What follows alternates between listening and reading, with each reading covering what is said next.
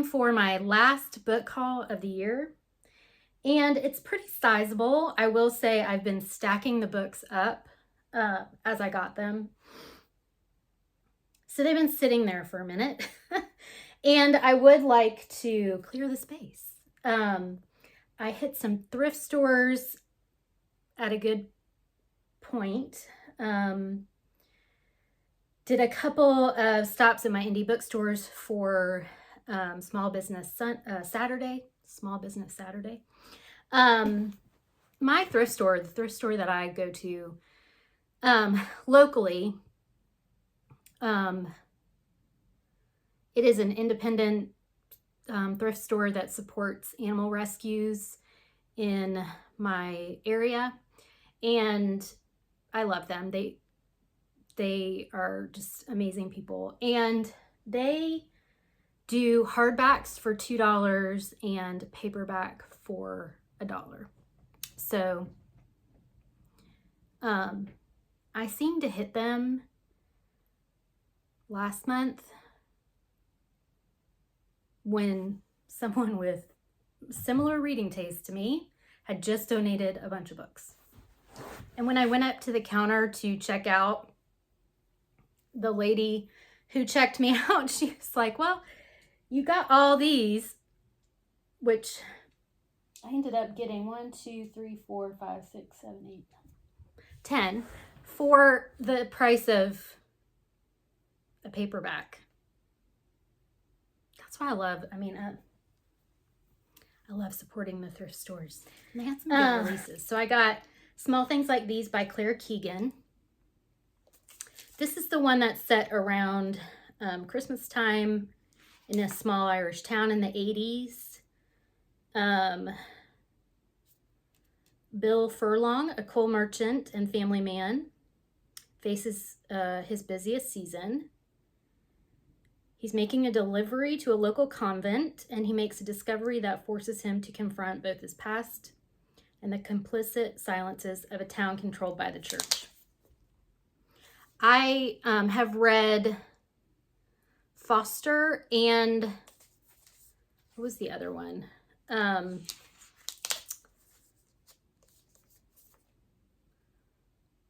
But this is perfect timing. It's going right on my TBR for December. I got a short story collection, Learning to Talk by Hilary Mantel. I have read her memoir and some of her short stories. I haven't gotten into Wolf Hall yet. I don't have Wolf Hall. I have the other two, Bring Up the Bodies and The Mirror and the Light, I think it's called. But these stories are a collection of loosely autobiographical stories that locates the transforming moments of a haunted childhood. In reading her memoir, she had a very interesting childhood. Her memoir was called, what's it called?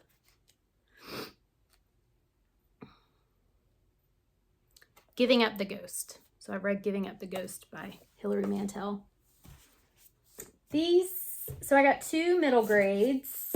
I got Monster by Walter Dean Myers. I've heard this is really good and that it's going to wreck me. I also got Crenshaw by Catherine Applegate. It's about a family that falls on hard times. There's no money for rent or much food. The parents, the sister, their dog, they have to live in their minivan again. And then the little boy, Jackson, befriends a cat. So this had been on my mind, and it just happened to be at the thrift store, the Joy Luck Club by Amy Tan. I've never read anything by Amy Tan that I can remember. I don't think so, but I'm very interested. And it's shorter than I thought it was. I don't know why I thought it was a very large book. A novel that I've wanted to revisit, I think I would read it completely differently than I did before.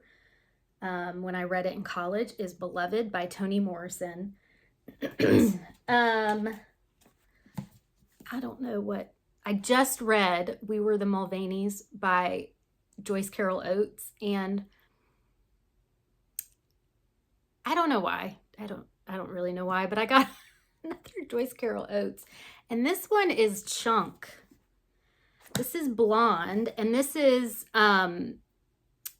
basically a fictional exploration of Marilyn Monroe. This is When We Were Birds by Ayanna Lloyd Banwo. I saw this when it came out, and it's about grief. It's a mythic love story set in Trinidad. It's a debut.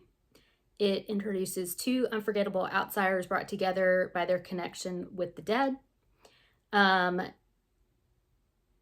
it's a legacy about mothers, and the cover's beautiful, all the things that made me very interested in this, and I found a great copy at the thrift store, so I was very happy with that. I've heard a lot of great things about A Place for Us by Fatima Farheen Mirza. This is as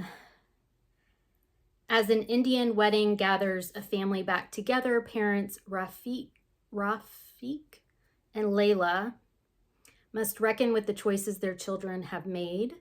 There is Hadia, their headstrong eldest daughter, whose marriage is a match of love and not tradition.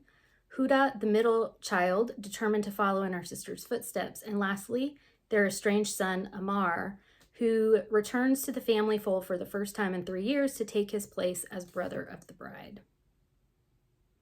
What secrets and betrayals have caused this close-knit family to fracture? I found Long Bright River by Liz Moore. I have Liz Moore's more recent book, God of the Woods, which I haven't read yet. But from everything that I've heard, she sounds like an author that I'm really going to like. And I couldn't pass it up. Two sisters travel the same streets through their lives, though their lives couldn't be more different. Then one of them goes missing. Sisters, a little bit of a mystery. All of it sounds good to me. So I have a bookstore near me that has some new releases, but also used books as well. I got Inciting Joy by Ross Gay. These are essays and beautiful cover. Gorgeously written and timely pieces. Prize-winning poet and author Ross Gay considers the joy we incite when we care for each other, especially during life's inevitable hardships. Very interested to try some of his writing. And then May Sarton, this is the journal from the Journals of May Sarton, Journal of a Solitude. A cozy-ish mystery that I really enjoy is, the first one is Blanche on the Lamb by Barbara Neely, and I found the second book, Blanche Cleans Up. Sassy smart with a keen nose for trouble, black maid come snoop extraordinaire, Blanche White is in Boston, filling in as cook housekeeper for an arrogant politician and his family. On her first day on the job at the place she has dubbed Prozac House, Blanche somehow manages to overhear her employer trying to pin an unsolved murder on a young black friend. Soon Blanche is hot on the trail to clear the boy's name and finds herself tangled up in a scandal of secrets, social issues, community politics, even extortion, and at least one person who doesn't mean her any good. This time Blanche sees more than she ever wanted to, but she also cleans up in more ways than one. Looking forward to going back to that series. I found a Agatha Christie that I don't have. This is Sleeping Murder, Miss Marple's Last Case. Also found Passing by Nella Larson. I haven't read that one yet. Always wanted to. I also found an Edith Wharton that I don't have. I'm trying to collect all of Edith Wharton's books. This is the Mother's Recompense, Opening on the French Riviera, Kate Clefane and her reluctant return to New York society after being exiled years before for abandoning her husband and infant daughter. So one of these days I'll have read all of Edith Wharton's stuff. So this is a memoir, Drinking the Rain by Alex Cates Schulman. This, at 50, Alex Cates Schulman left a city life dense with political activism, family, and literary community, and went to live alone on an island off the coast of Maine. Without plumbing, power, or a telephone, and foraging for wild greens and shellfish, she faced challenges that helped redefine her notions of independence and courage, confidence, and creativity. That sounded interesting. Because of BookTube made me do it. This is Starstruck by Emma Bennett, who is an author on YouTube. She has her own channel. Newly divorced Kate just wants a quiet life with her son Charlie now that she's single. She's not looking for love, but then an old school friend turns up on her doorstep out of the blue. He's not just Joe anymore. He's world-famous rock star Joseph Wilde, and he's looking to rent one of Kate's cozy converted barns so he can hide out from the paparazzi after his own breakup. Sounded cute. I also ordered, I can't remember who I saw this from, but it's How to Be More Hedgehog by Anne Marie Conway.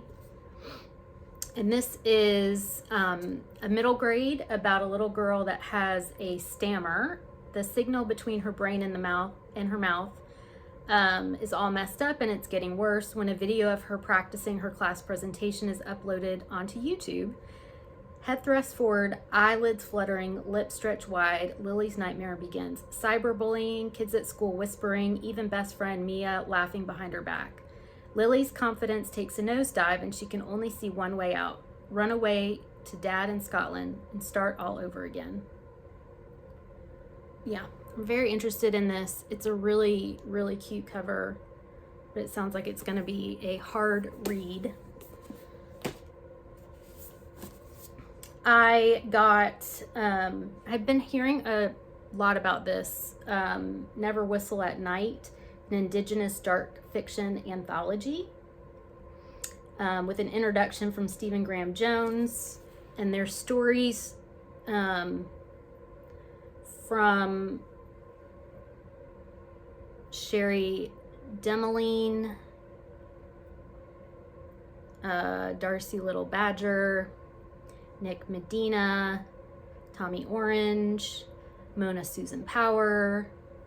Yeah, just a great handful of Indigenous writers writing some spooky stories. I also got The Sum of Us, What Racism Costs Everyone and How We Can Prosper Together by Heather McGhee. Heather McGhee's specialty is the American economy and the mystery of why it so often fails the American public, from financial crises to rising student debt to collapsing public infrastructure.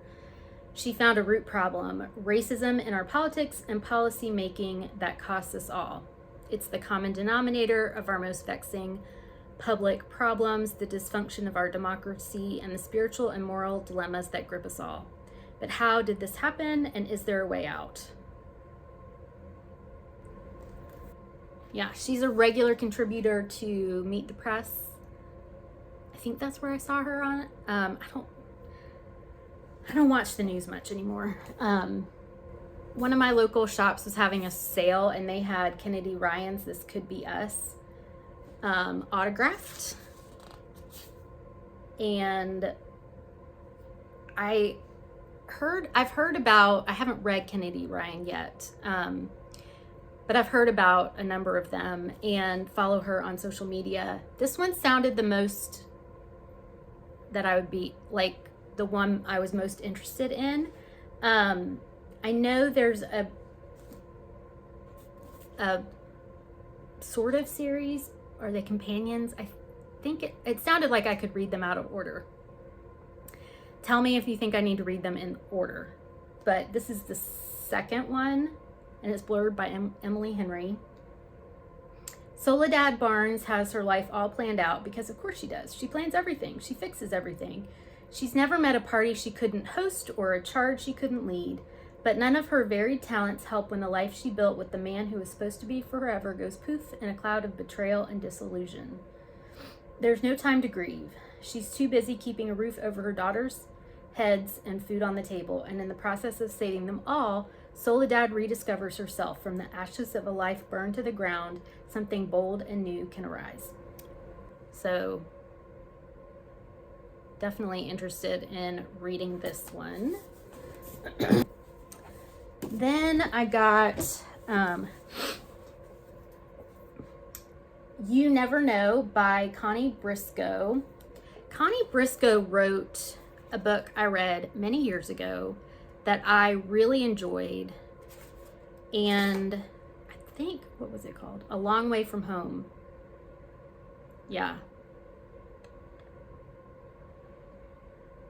And I happened to see another one on the shelf, and it just made me a little bit nostalgic. So Alexis Roberts is asleep when someone breaks into her home. The police investigate, but Alexis has few details to share. She's hard of hearing and couldn't find her cochlear implants in the darkness. Was her attacker a stranger or someone she knows? Someone who may have once been close to her. Flashback to a year earlier when Alexis meets the man of her dreams. Attentive, charming, and fluent in American Sign Language, Marcus is unlike any man she's ever known. Believing he is Mr. Right, Alexis agrees to marry him, but soon Marcus grows distant and no longer resembles the man who swept her off her feet. Then Alexis makes a horrifying discovery. Marcus's first wife is missing and suspected dead. So it sounded like a really good thriller. This is another one that I hesitated on, but I just decided I wanted to try this one. This is Rabbit Hole by Kate Brody. 10 years ago, Theodora Teddy Angstrom's older sister Angie went missing. Her case remains unsolved. Now Teddy's father, Mark, has killed himself. Unbeknownst to Mark's family, he has been active in a Reddit community fixated on Angie, and Teddy can't help but fall down the same rabbit hole. So it does interest me how mysteries with the internet, all that combined together, we'll see. This is a book I actually did pre-order. This is Gather Me, a memoir in praise of books that saved me by Gloria Edom. She is the founder of Well Read Black Girl. She was doing an event at my local indie bookstore, and I was interested in going to it. Chronic illness kept me home, but I still had pre-ordered the book. So, an inspiring memoir of family, community, and resilience, and an ode to the power of books to help us understand ourselves. So, a book about books.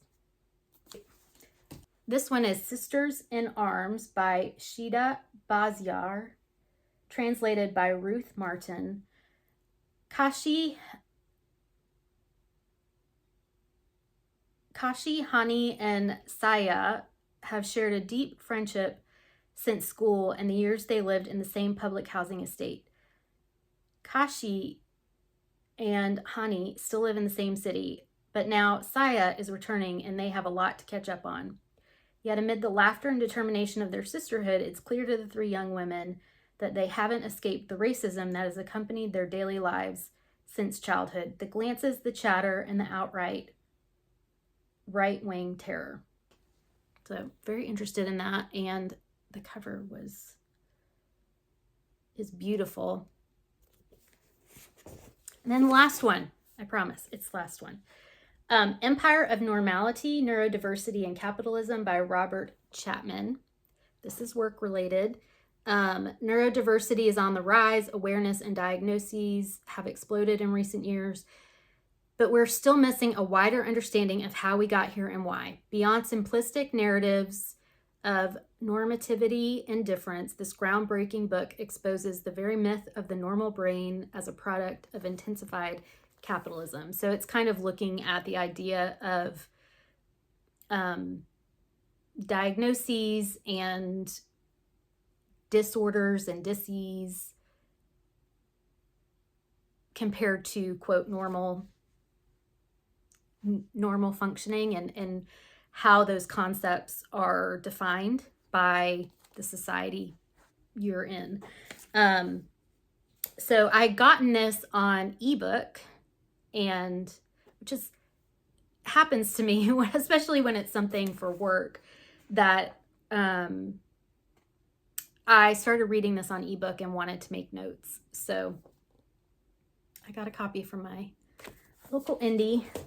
All right, guys, that's it. That's it for me. The only additional thing I have, which I'll open at some point during Vlogmas with you all, is my Book of the Month box that I did order, and it's on its way.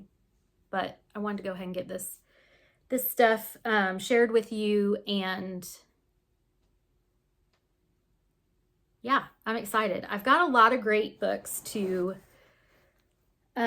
read in the coming year. I am going to also focus on the Read What You Own challenge. I hope you all are doing well and enjoying Vlogmas, and I'll see you soon. Bye.